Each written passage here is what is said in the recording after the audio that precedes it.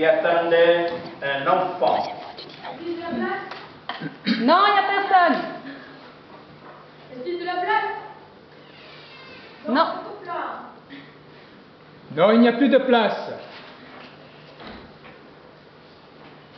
Il y avait tant de monde à Bethléem qu'ils ne trouvèrent pas de place dans la salle commune. Ils ne durent se contenter d'une étable pour s'y reposer.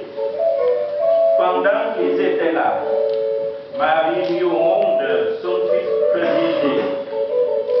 Elle l'emmaillota et le coucha dans une mangeoire d'animaux.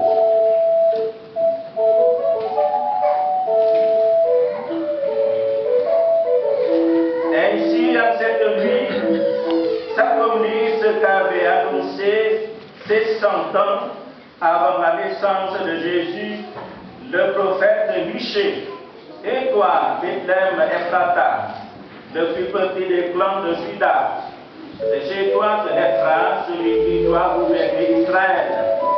Ses origines remontent au-delà du temps, à des jours d'éternité. Dans les environs se trouvaient des bergers qui passaient la nuit dans les champs, en veillant sur leurs troupeaux. Un ange du Seigneur se présenta devant eux, la gloire du Seigneur les enveloppa de lumière, et ils furent saisis d'une grande crainte. L'ange leur dit: soyez sans crainte, car voici, je vais vous annoncer une bonne nouvelle qui sera une grande joie pour tout le peuple. Il vous est né aujourd'hui dans la ville de David un sauveur qui est le Christ, le Seigneur.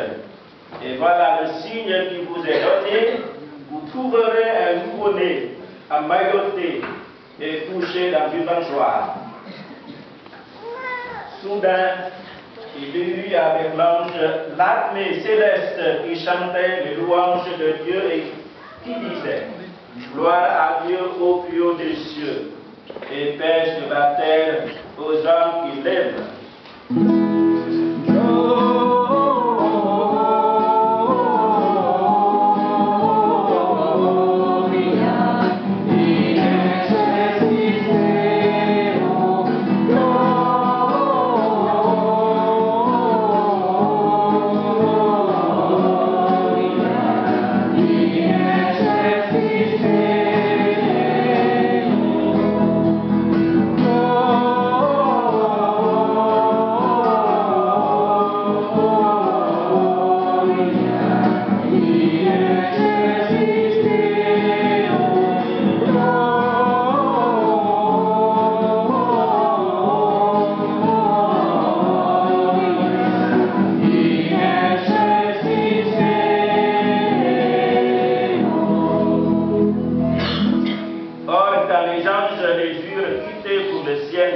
Les bergers se dirent entre eux: allons donc jusqu'à Bethléem pour voir ce qui est arrivé et que le Seigneur nous a fait connaître.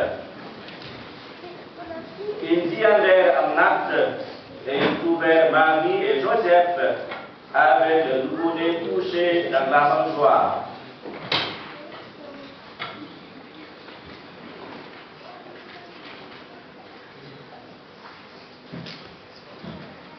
Après l'avoir vu, ils racontèrent ce qui leur avait été dit au sujet de cet enfant.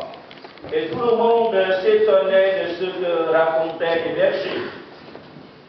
Quant à Marie, elle méditait tous ces événements dans son cœur. Elle savait bien que son fils était le Fils du Très-Haut.